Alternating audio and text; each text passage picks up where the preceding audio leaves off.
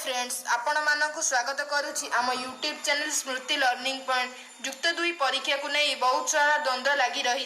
गतकाली जो मीटिंग होइतिला केंद्रीय स्तरीय मीटिंग सेथिरे सबु शिक्षा मंत्री और केंद्र शिक्षा मंत्री जोग देइ किंतु सही मीटिंग रे कौनसी भी निष्पत्ति निया जाई पारिला नाही। केंद्र शिक्षा मंत्री आसी कहिदेले जेउ पर्यंत पिला मानकु वैक्सीनेशन होई नथिबो से पर्यंत कौनसी भी एग्जाम करा जिवो नाही। जून मास 1 तारिख रे आमे निष्पत्ति नबु जे परीक्षा हेबो कि नाही, किंतु सीधा सड़क एठी केंद्र सरकार पिला मानक भविष्य सह खेल खेलुचंती। पिला माने एबे द्वंद्व रे परीक्षा हेबो कि नाही।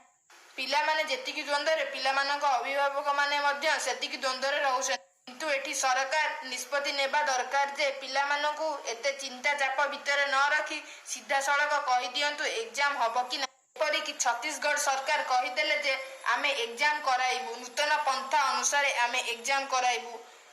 आमे क्वेश्चन पेपर को पिला मानकु देई दबु, घर को 5 दिन मध्य आंसर बनाई कि आनी आमको देबे, आमे सेमानक आंसर को देखि मार्क देबु। एही भली भाबे समस्त पिला मानकु मार्क देबा दरकार। सबु स्टेट एही पंथा अपनाइबा दरकार। एग्जाम बातिल न हेले भी पिला माने एते मन दुख करिवे ना, किंतु एही पंथा अपनाइबा दरकार। पिला मानक भविष्य को सरकार एभली भाबे नष्ट करंतु नाही। आपण माने जेमिति ट्विटर रे हैंडल ट्वीट कर चलतिले +2 एग्जाम बातिल, CBSE बोर्ड एग्जाम बातिल, सेमिति कंटिन्यूअसली ट्वीट कर चलंतु। +2 रिगार्डिंग जहाँ भी छोट बड़ अपडेट आसीबो आमे सदा सर्वदा आपणक पाखे पहुंचाइबु।